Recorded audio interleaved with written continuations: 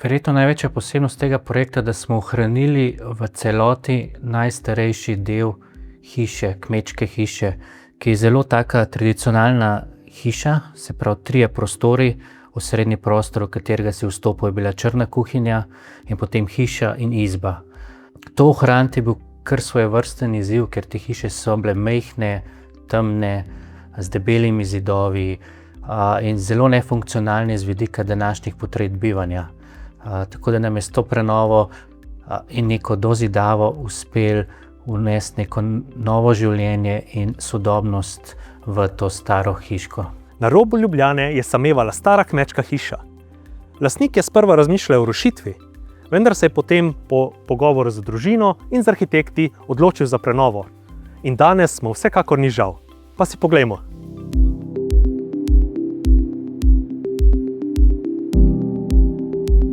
Pozdravljeni pri nas doma. Sem Boštjan, mi pa smo 3-članska družina, ki veselo živimo v novem domu, v prenovljeni kmečki hiši na robu Ljubljane. Tule je res krasno in ta hiša ima nek ta svoj star kmečki značaj. Kako se pa počutite v svojem novem domu? Je odlično. Mi smo počasi začeli živeti v njej že takrat, ko se je gradila. Pravzaprav smo skušali neko kontinuiteto od takrat naprej držati. To smo pa uspevali tudi s tem, da smo se pravzaprav vsi 3, žena in sin, udeleževali teh del. Sprva teh rušitvenih del, ki jih je bilo zelo veliko, in dejansko se je takrat ta stik s hišo in zidovi nekako vzpostavil. Z katerega leta pa je ta hiša?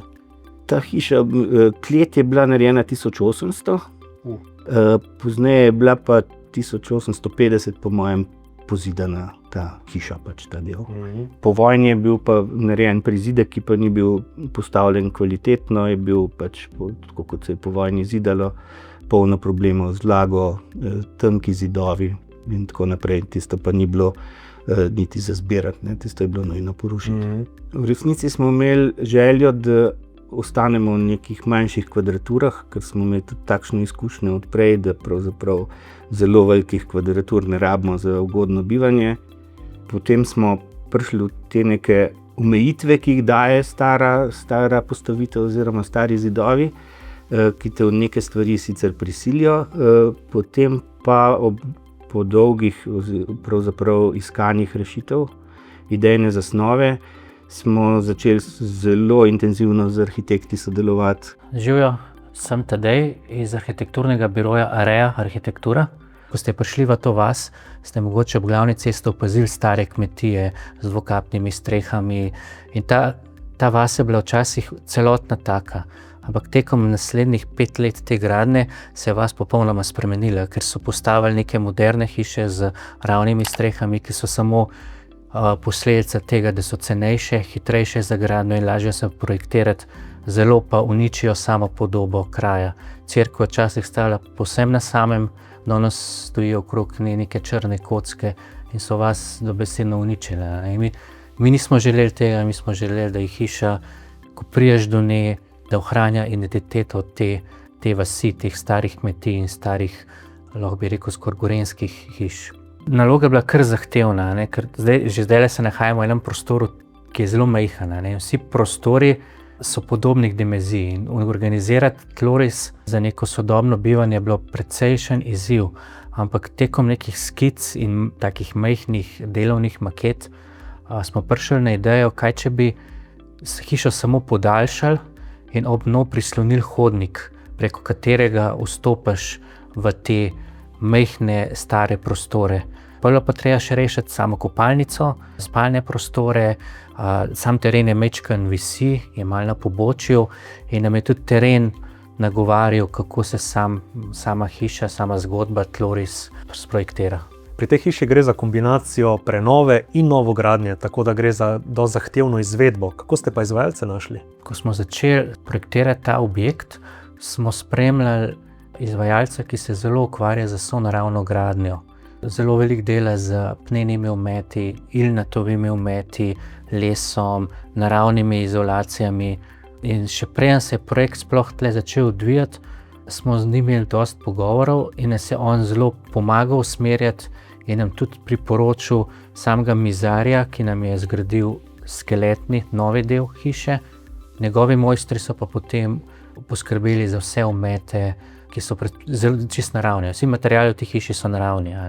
In to se tudi pozna, recimo poleti, ker toplota, vročina ne prebija skozi hišo. Zdaj, s temi novimi izolacijami so pa problemi, ker toplota prebije poleti in potrebuješ neko prisilno prezračevanje in hlajenje. Ta hiša nima teh težav z izbiro naravnih materialov.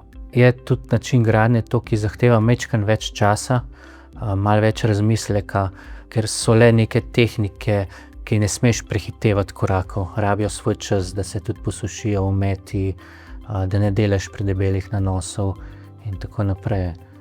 Zelo smo bili pa zadovoljni z mizarjem, ker vsakič, ko je imel dilemo, nas je najprej poklical, poslal fotografije, kar je danes zelo redko, ker danes je najlažje takoj narediti in potem reči, da se ne da več popraviti. Koliko časa pa je trajala gradnja od začetka do konca? Od idejne zasnove do finalne izvedbe je trajalo nekje 5 let. Že sama idejna zasnova in potem gradbeno dovoljenje je trajalo več kot 1 leto. Potem se je začela še ta čas korone, glih ob sami izvedbi hiše, tako da stvari so šle mogoče malo počas, ampak smo imeli zelo srečo tudi z investitorjem, ker je razumel samo zgodbo in način projektiranja in izvedbe in da ta hiša ni iz danes na jutri. Kaj je bil pa največji izziv med gradnjo? Stalno so bile neke vprašanja odprta, ki jih je bilo treba sproti reševati. Jaz sem pred službo velikokrat se najprej oglasil na tem gradbišču, da smo z mizarjem pogledali detajle. Proces dela je bil vseh 5 let. Skozi smo se vozili na gradbišče, tudi včasih nas je Boštjan prosil večkrat, pridite, imamo neko težavo, moramo pogledati skupaj. Tako da je bila ena taka lepa zgodba, ki je tudi na koncu neko prijateljstvo razvila. Jaz se mi zdi tudi projekt to vse skupaj odraža, ker je ena taka domača hiša in veseljem bi še kdaj delal kaj podobnega. Zdaj smo se zbrali pred hišo in lahko vidimo neko tradicionalno dvokapno streho, nizek objekt s temi majhnimi škatlastimi okni z lesenimi križi. Novi del je pa čist moderen in tega ne skriva, ko se odpira na vrt, medtem ko na cesto, ko pa dostopaš do njega, proba biti pa še zmeraj tak malo diskreten, noče pokazati, da se zadaj skriva neka nova hiša. Hiša ima neke vrste 2 fasade. Ena fasada, ki je taka anonimna, diskretna proti cesti, ki je zelo zaprta, samo z enim oknom, ki pripelje svetlobo v dnevni prostor, medtem ko celotna hiša se potem odpira proti vrtu in ta parcela je taka dolga, z zasadnimi drevesi, razgledom na sadovnjake in čez vas. Vstopili pa ne bomo direktno v črno kuhinjo, ampak v en tak dolg hodnik, ki je prislonjen ob ta star objekt. In ko se sprehodimo po hodniku, že vidimo, kako od strani pada svetloba z ceste, pa iz dnevne sobe, na koncu vidimo okno od spalnice. Tako da nas skozi ta prostor, skozi hodnik, nas vodi svetloba. Ne želimo, nočemo imeti temnega hodnika z umetno osvetlitvijo, ampak nas skozi peljejo okna in svetloba. Prvi prostor, ko se nam odpre na levi iz tega hodnika, je bivši glavni vhod, se pravi črna kuhinja, ki je danes jedilnica s temi malimi obokamenimi prostori, in levo lahko vstopimo v hišo, ker smo naredili novo krušno peč. Tudi nekoč je bila tle krušna peč, ohranili smo bohkov kotek, ki nas je spremljal čez celotno gradnjo, je ostal ometan in bel, medtem ko cela hiša je bila taka opečna, ta kamnita gradbišče. Edin ta detajl je bil tak, se mi zdi, da se je kar lepo spremljal. Problem starih hiš so ta majhna okna, nizki stropovi in taka temačnost je pol v teh objektih. Zato smo se malo tudi ukvarjali, kako pripeljati čim več naravne svetlobe noter. In ena od rešitev je bilo tudi, da smo odprli enega od starih prostorov do strehe. Nimamo več stropa, tako ima ta prostor več nekih oken, bolj postane zračna nimaš več tega vtisa, utesnjenosti, a ne. Je ratala kot neka galerija, kjer lahko ti bereš ali pa samo gledaš dol v ta prostor, ki zdaj sediva v dnevno sobo, pisalna miza je gor. Tako da je en tak mal skriti delovni kotiček, da ni to v nekih prostorih, kjer bivaš, da je še zmeraj imaš nek prostor za odmik, za delo ali samo za branje. Ampak pol kot nek kontrast temu je pa jedilnica, ki je pa s tem nizkim obokom, ki da nek ambient in neko, se mi zdi, patino ali pa podobo te hiše, ampak tam smo tudi okna naredili do tal, da pripeljemo več svetlobe noter, da postane svetlo, tudi iz berometov, ki so beli, apneni, pripeljemo več svetlobe noter, tlaki so svetli, to pomaga pri več svetlobe. Če gremo naprej po hiši, pridemo v kuhinjo in iz kuhinje vstopimo v nov objekt, ki je pa prislonjen ob starega, ampak nadaljuje isto višino dvokapne strehe. To je dnevna soba, ki ima, zdaj vidimo z dveh strani svetlobo. Ena svetloba prihaja z ceste in ta druga svetloba se podpira veliko okno proti vrtu, ker smo ohranili tudi njihovo teraso, ki jo ta hiša nekoč imela. Materialnost, po tleh imamo to, kar vstopiš noter in, ko bi rekel, prostori, kjer je voda zraven, se pravi kuhinja, jedilnica, je teraco, brušen teraco. In ta teraco je tudi zunaj, samo da smo ga poštokali, se pravi malo druga, bolj groba obdelava. Medtem ko vsi ostali prostori, ki so pa bivalni, je pa parket, jesnov parket, po celotni hiši, razen kopalnic, ko je pol tem keramika. Sama dnevna soba ima pa dva prehoda naprej. Po hodniku se spustimo nekoliko nižje in pridemo v spalnico, kjer ima svojo kopalnico. Če bi šli pa na drugi strani hodnika, se pravi z druge strani po stopnicah gor, prispemo pa v otroško sobo, ki ima prav tako svojo kopalnico, ker je sta ena kopalnica na drugo, je to neko vertikalno mokro jedro, ker so tudi vse inštalacije. Na eni strani hiše imamo tele masivne stene, skoraj meter debele, na drugi strani je bolj lesena konstrukcija. Kako ste pa rešili ogrevanje in prezračevanje? Ja, zdaj lesene hiše, če so celoti lesene, imajo en manjši problem, in sicer, da ne akumulirajo toplote. Zato to nam je tudi izvajalec predlagal, da se samo jedro kopalniško naredi iz opeke. Ona je opečna to, tudi ker je kopalnica mokra, je to mogoče logična izbira, a ne?